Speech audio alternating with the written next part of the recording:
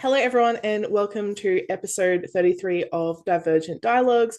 Today, we're really excited because we have a special guest, Meghan Bonde. Welcome, Meghan. It's so great to have you with us. Thanks for having me. Awesome. So, I'm just going to read your bio because whenever I don't do it first, I totally forget. So, Sounds good. Meghan Bonde is a leader in the neurodiversity movement, a TEDx speaker, and founder of IntensityHub.com, and a neurodivergent business coach who supports professionals to attract clients by designing systems to work the way they are wired. As a speech language pathologist, educational leader, and chair of Colorado Neurodiversity Chamber of Commerce, she has facilitated transformational learning for thousands of leaders. She enjoys dance classes and dancing for local bands concerts. So cool. I have so many questions just based off your bio. Awesome. like, yeah, like what is Colorado University Chamber of Commerce? Like, I was like, oh, what's that? Yeah, so it's the first Chamber of Commerce in the United States focused on supporting just celebrating neurodiversity in the business world. And there's other chambers of commerce focused on women or the LGBTQIA or different populations. And it's the first for neurodiversity. So it's really exciting and it's starting to spread into other areas of the United States to just be a network and a support for businesses. That's so cool. Yeah, Yes. that is really cool. Sounds so formal as well, a Chamber of Commerce. I imagine it's in some Like beautiful old sandstone building with pretty trees out the front. That's what I see. it's mostly virtual and it's a lot of like networking and trainings and supports for businesses. So yeah, That's so cool. You can get one of those like Zoom backgrounds where it's like a stone building with trees. there So you go. like Teena can Yeah, look fancy. build one on the metaverse. Oh, anyway. Oh goodness me. Yeah, so Meghan, so why did you decide to start your business? Like what's your story? How did that kind of unfold?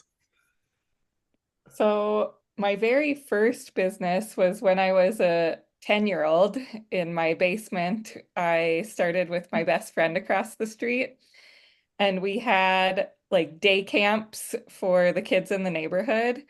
And I did like a theater one where they learned to play and did a show and a dance one. And we had like holiday ones, like Halloween themed or holidays, Christmas and around the world and different things. And we would plan like art projects and snacks and stories and games and all different things for the kids in the neighborhood. And the parents would pay us 50 cents an hour to watch their kid and do our like day camp. And we just spent all of the money on like the materials for the art projects and the snacks and everything. But it was really fun. And, I come from a long line of educators and I just loved being able to put ideas into the lesson planning book. That was like the best part was just like thinking of all of the fun ideas Mhm. with my friend. And then I decided to become a speech language pathologist because I wanted to work in the schools like my mom and grandparents had done, and I loved playing school, but I thought I might like to do more small groups and not be in a classroom. And so it was a way that I could use my Spanish because I was really interested in learning Spanish and be able to support in the educational environment. And after several years, maybe 4 or 5 years of working with students in special education, I realized that the problem, if kids were not doing well in school, was really with the system, with the classroom. The environment needed to change. And so I got really interested in coaching teachers and doing trainings to have a more inclusive learning environment for all kids. I just saw how smart and amazing and how many strengths they had, and they just weren't doing well for whatever reason because of the environment. And so I got my principal license and shifted into more leadership roles of instructional coaching and social emotional learning, special ed and gifted ed type leadership roles. And at that point, I burnt out. And I was working so hard and wanting to just disrupt the system and change the educational world. And I had so many ideas, and I was so sad to see how many kids were not really thriving in the schools. And so, I really, at that point, got some support to navigate my burnout. And that's when I discovered I was neurodivergent. And it led me to realize that I had been fighting so hard to create these inclusive spaces for the students that I had neglected, you know, meeting my own needs, and realized that the work environment was not an inclusive space for me. And so that's what led me to start a business where I could actually consider my own needs in my work environment.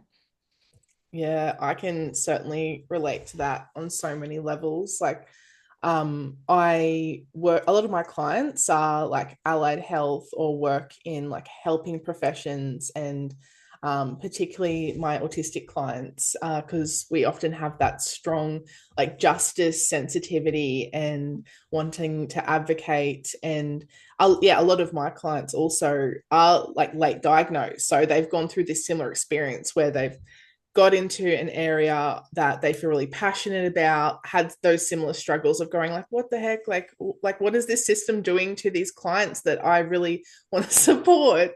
And then having a big burnout. And like you're so right. I think a lot of us neurodivergent folks who work in those helping professions, we're so focused on our clients, which is awesome for our clients, but we do really need to look after ourselves, because I found, particularly as I've got older, like when I hit 30, my body was like, hey, like you've got to look after me. Like if you don't, I'm just gonna stop working.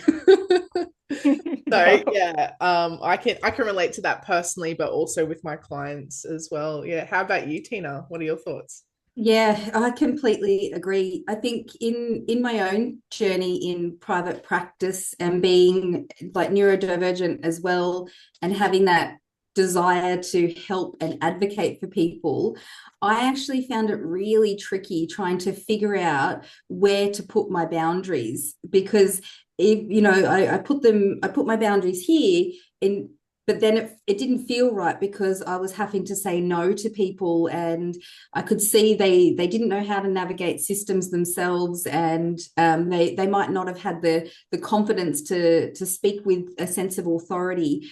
So they needed that help, but at the same time, I was giving away so much of me that yeah, I was burning out as well, and that I think was that was a real learning journey, managing the guilt of having to pull back and say, "Oh, I'm sorry, but I just can't give more of myself right now." That was really challenging, and I still struggle with it now. I find myself in a session with someone, and they're talking about something. It's like, oh, I could absolutely help you with that. This is how it's done, and yeah, and it's like, oh, Teena, you need to settle. You do not have time. But yeah, it is really, really tricky, the emotional component of setting boundaries to manage burnout. Yeah, I was gonna say, I think being a social worker going into the therapy space, I think it's hard to switch off that social work brain Mm, yeah. sometimes. So but yeah, so like Megan, why do you think like neurodivergent people choose self-employment? Like, obviously Tina and I've said a few things, but yeah, I guess what are the common reasons?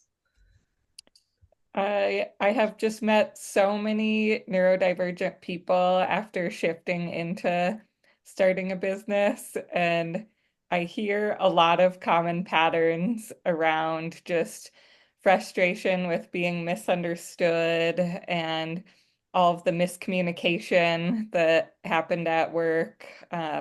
Just feeling like not seen and heard and valued in their workplace. Like, we don't want to hear your ideas, all of those too many ideas, too idealistic, too sensitive, too honest, whatever it is, just feeling like too much. And oftentimes, there has been some sort of burnout or conflict, and it really was sort of the final straw to lead people to transition to do something different and do it their own way.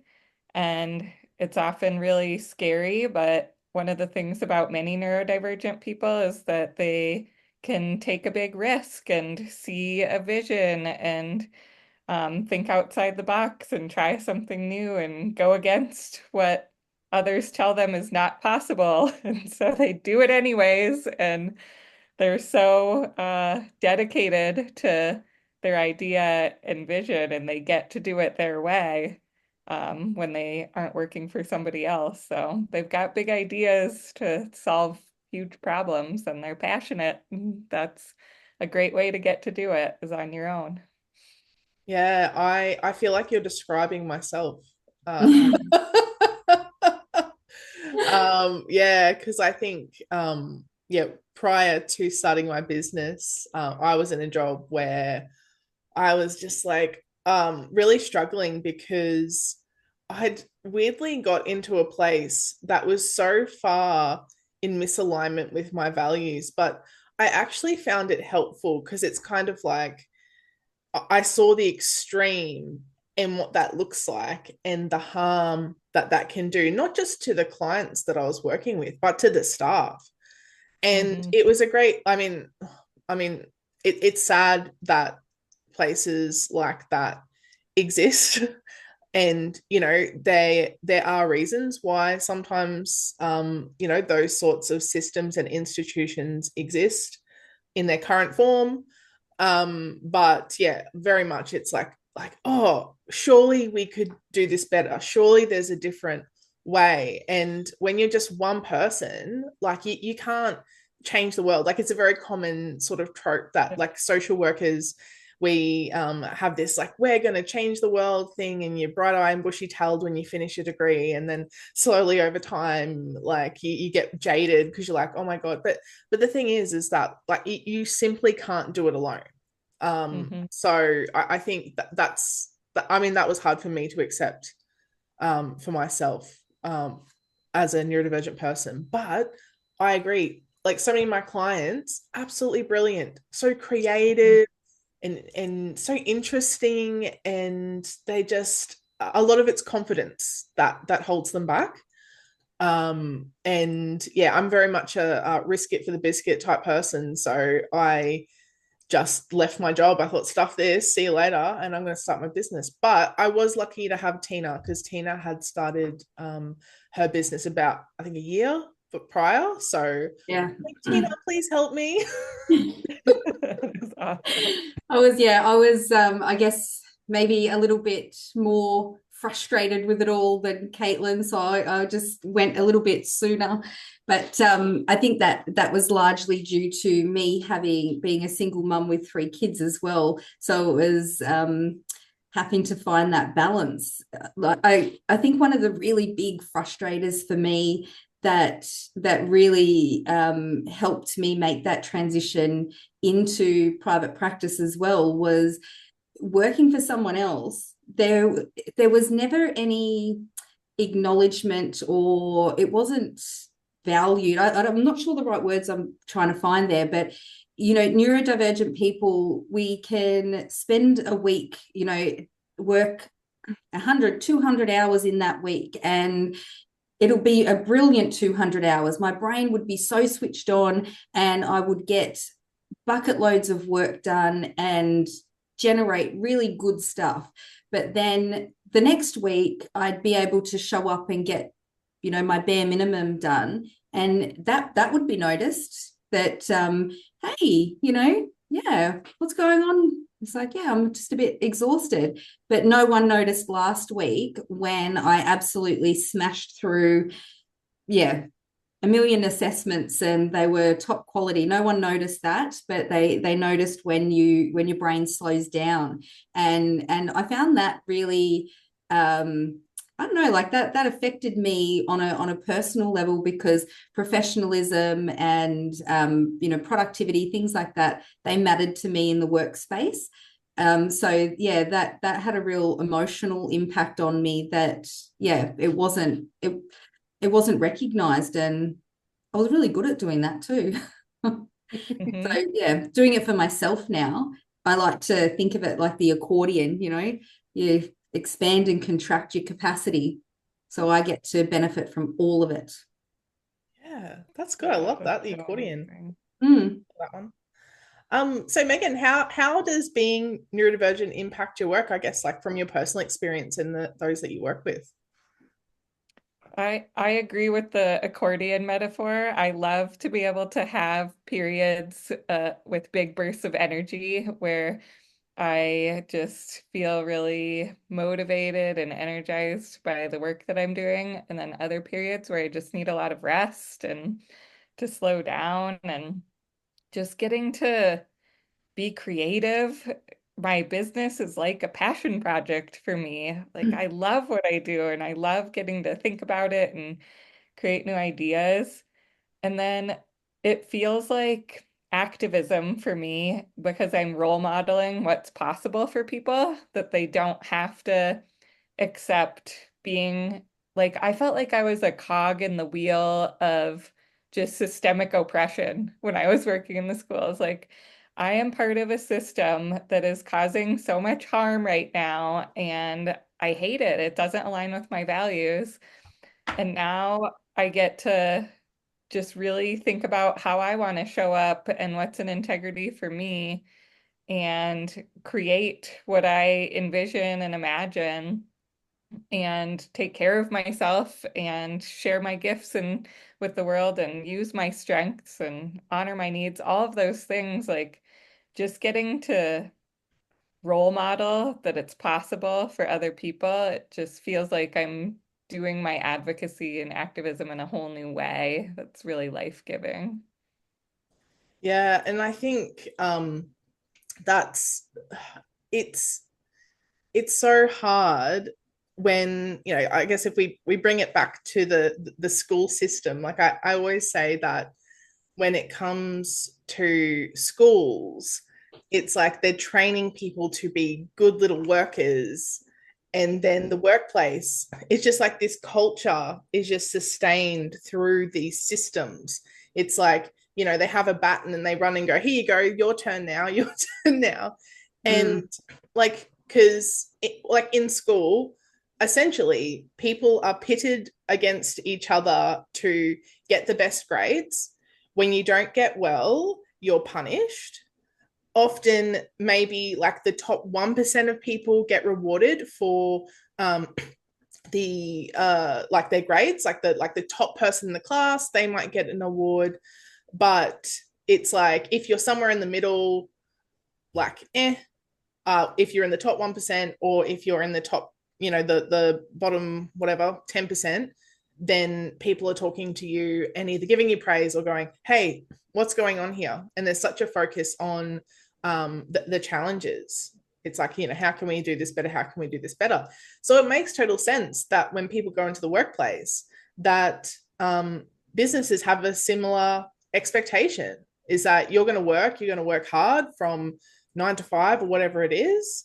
You're going to sit down, be quiet, not question anything, and just pump it out and get good results. And if you make us a lot of money, maybe you'll get recognition. Otherwise, we're not going to say much. And then, but if you're not performing well, then there's going to be a problem. Mm. So true. And I think what like is really confusing as well. I work with young people as well as adults, and one of my teenage clients in high school, she is an autistic ADHDer, and academics is actually her space. You know, she's a good academic. She enjoys it. That's her sport. You know, and I can relate. That's my sport too. And at the end of the year in our local high school here, they do, awards nights, and you get a gold award, silver award, bronze award for getting A's, B's, whatever. But then you can get specific subject awards.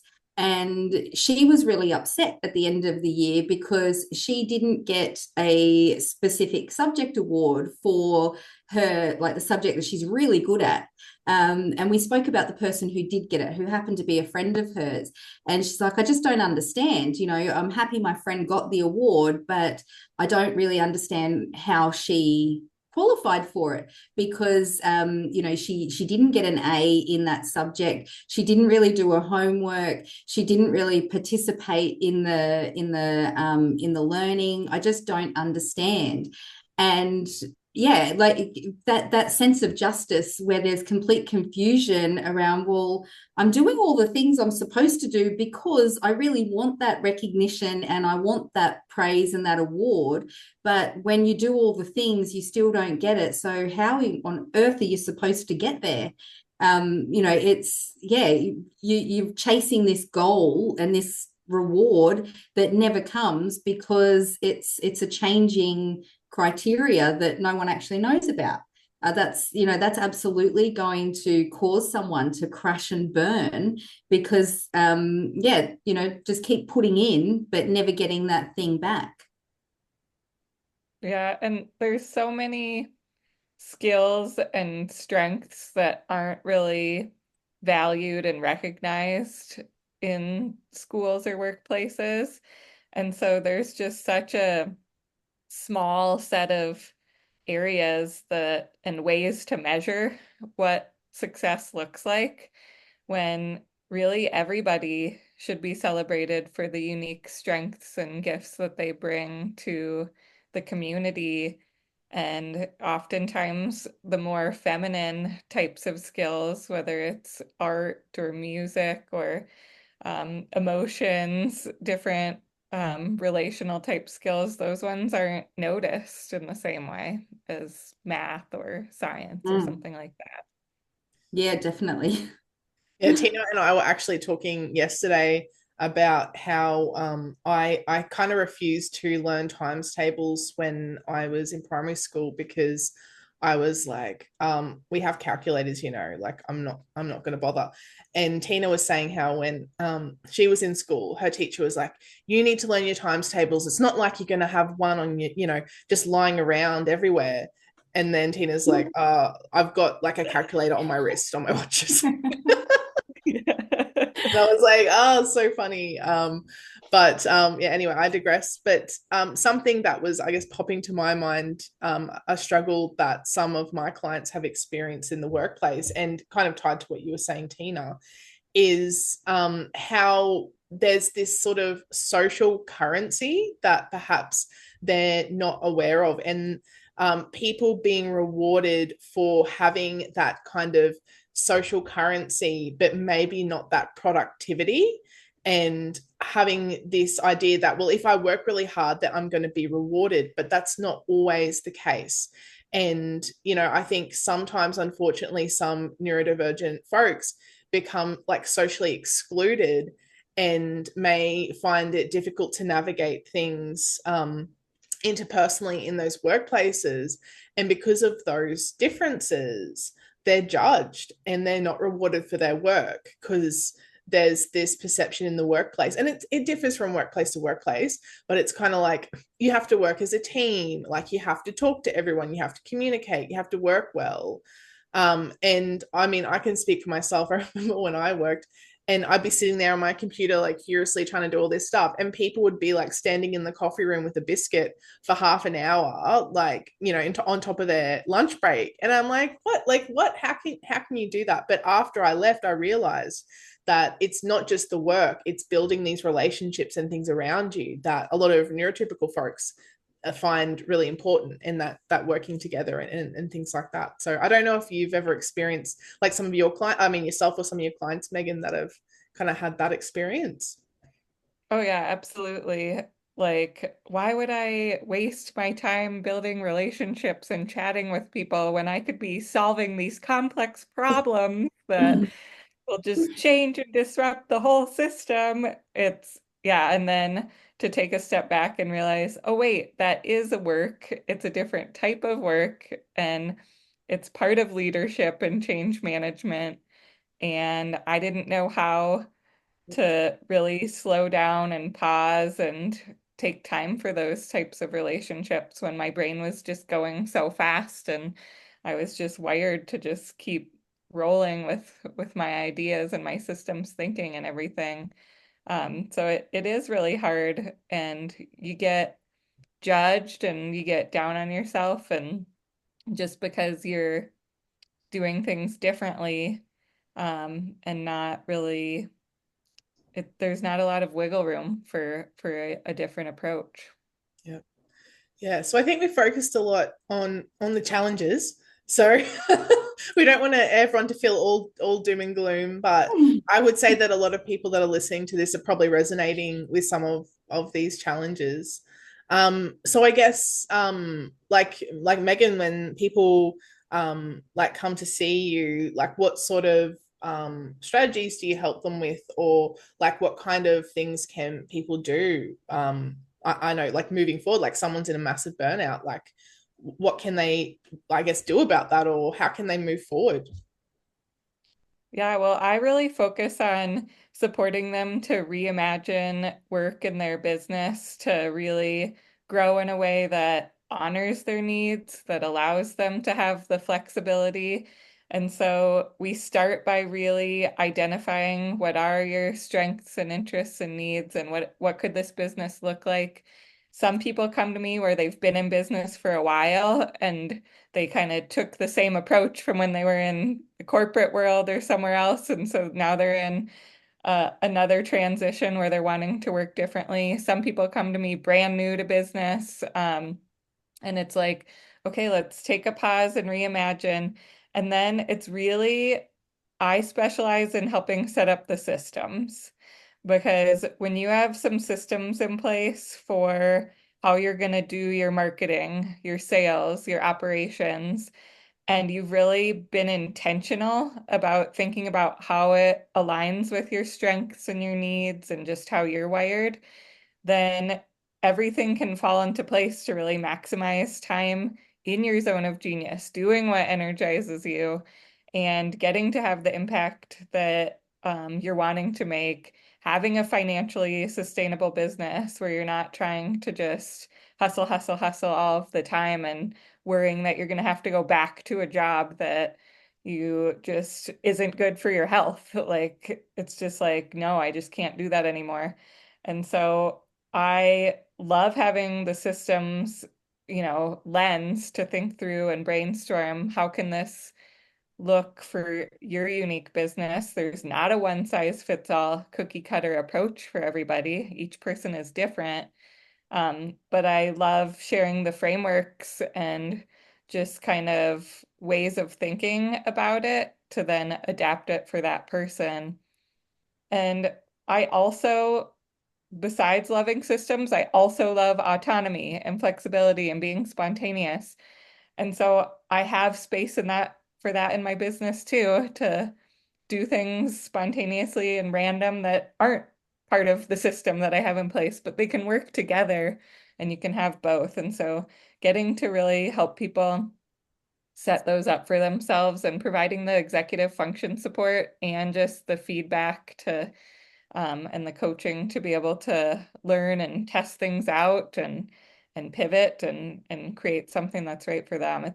It's super rewarding for me. They get to like celebrate themselves and grow their business. So Yeah, and I think you make a really good point there, Meghan, that if you're going from like a workplace that's really challenging and you're really burnt out, and then you're starting a business and you're I guess working in the exact same way, although you're in a different environment, like, and there might be some changes, like things aren't going to change.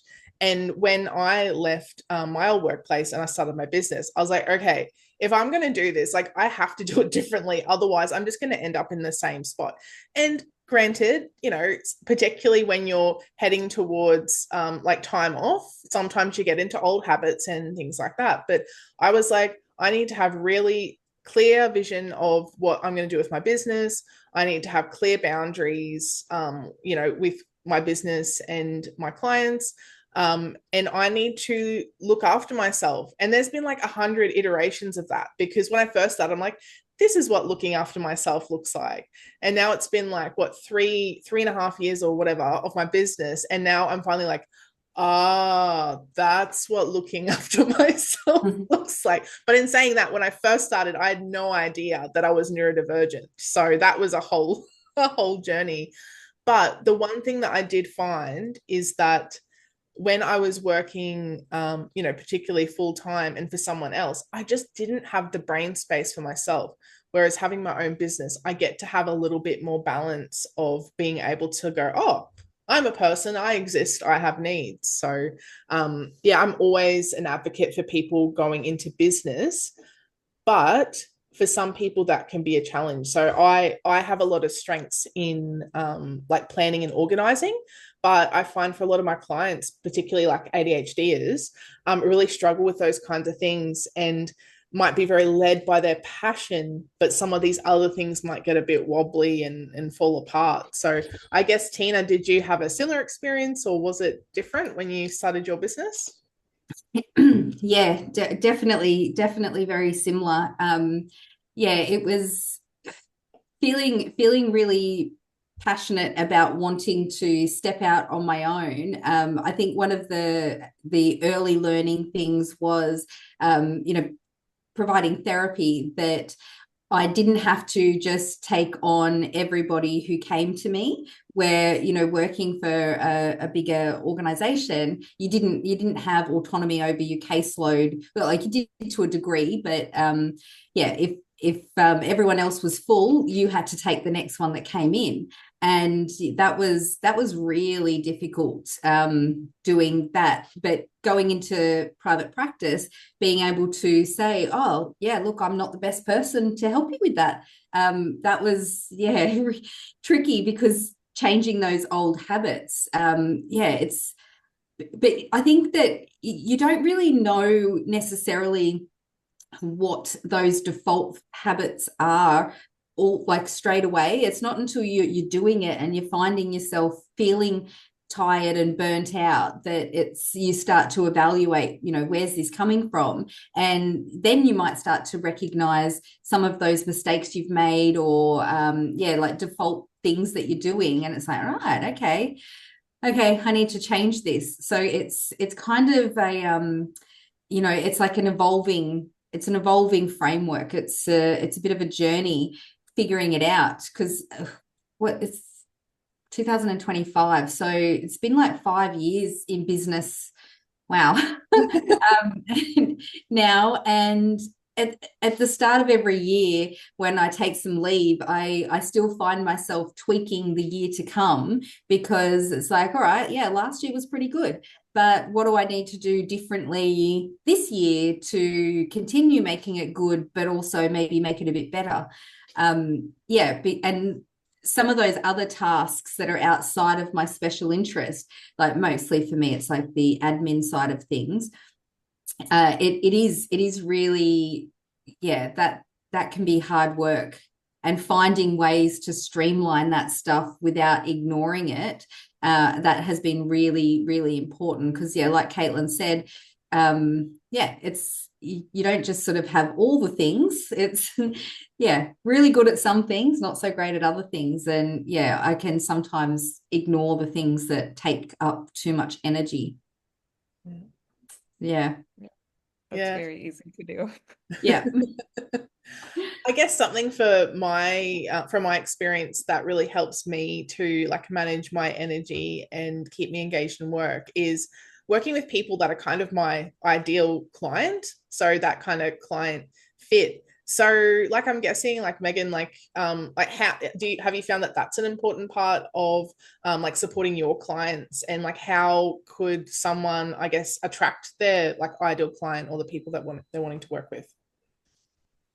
So the best way that I've found to attract people that I love to work with is to do storytelling about myself, Mm. because then often people who really relate to me and sort of see themselves when I share my stories, they get that mirroring even from just my emails or my posts or my talks and workshops that I do, when I say that these are the things that have been hard for me and this is what I did to support it, and I feel this way sometimes when this happens, and here's a story of an experience, and just being vulnerable to be able to share who I am and what I'm going through, and that it's not always easy sunshine and rainbows, but that there's bumps along the way and I make mistakes and learn from them. Like that's what resonates with people, and that's how I attract people who I love to work with, because they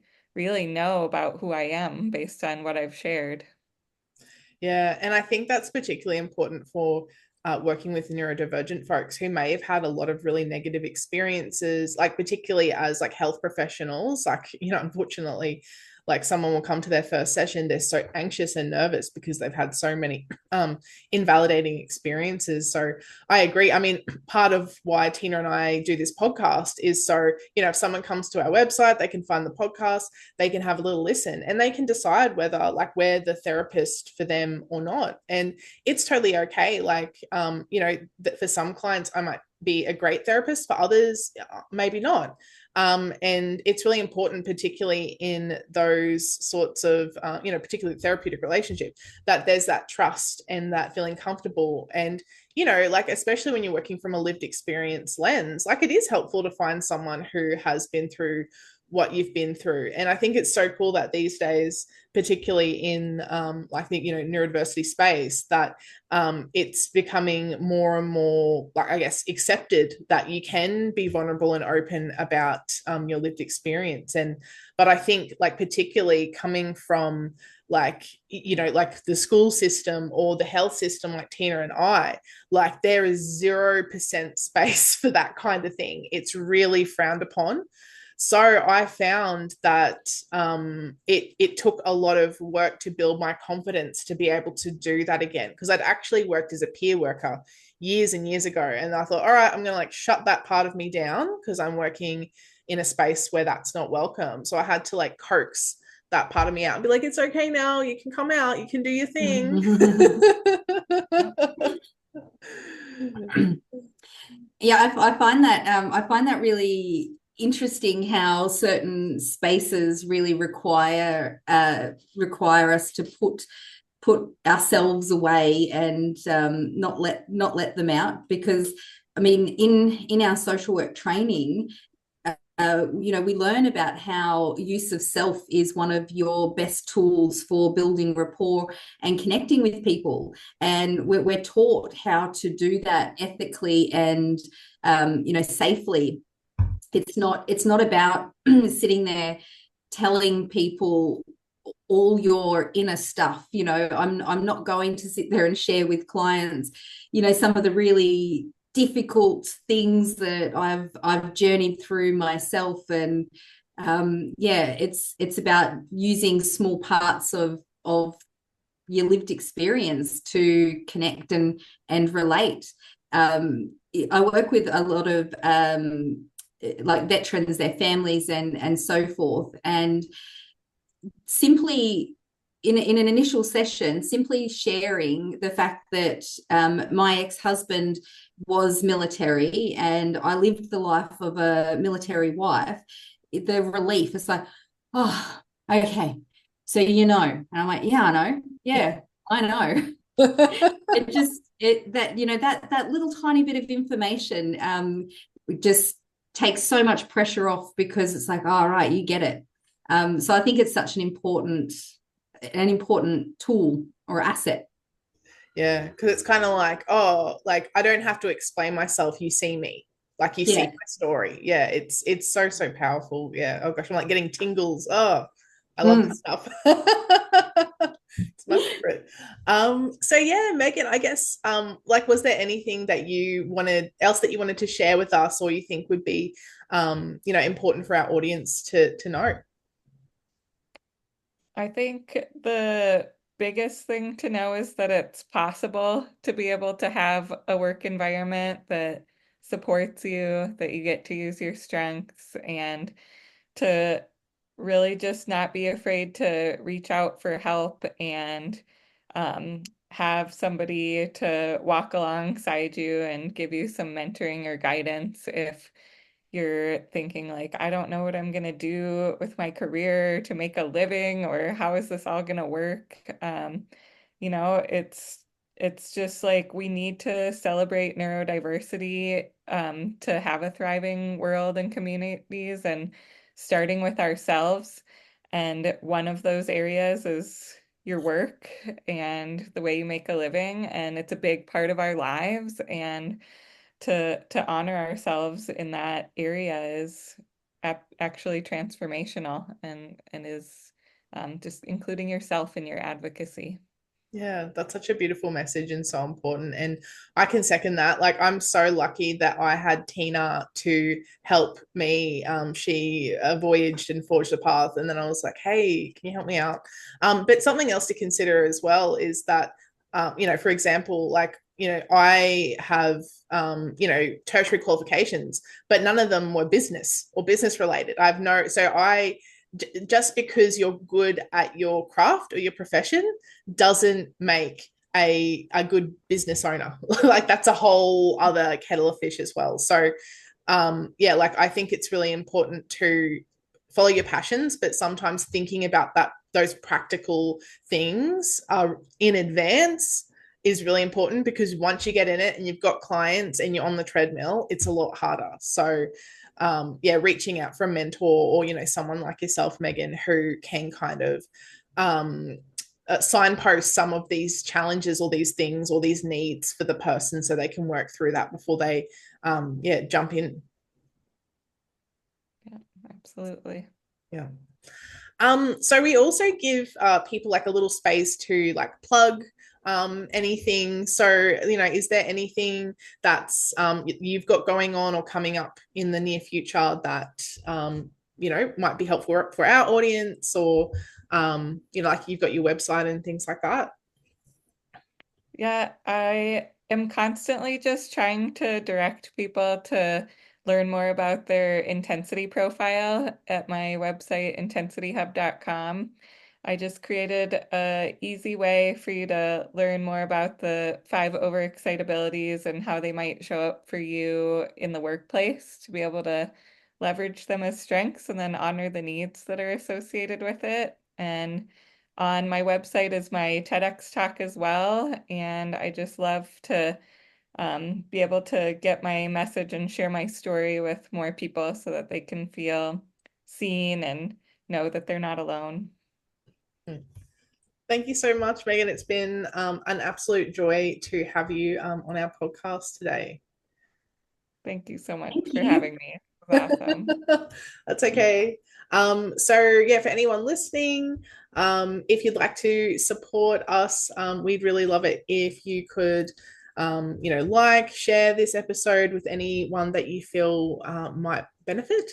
And I guess I was going to say, see you next time. We don't see anyone. We just see our faces on a screen. But anyway, you know what I mean. All right. Bye, everyone. Bye.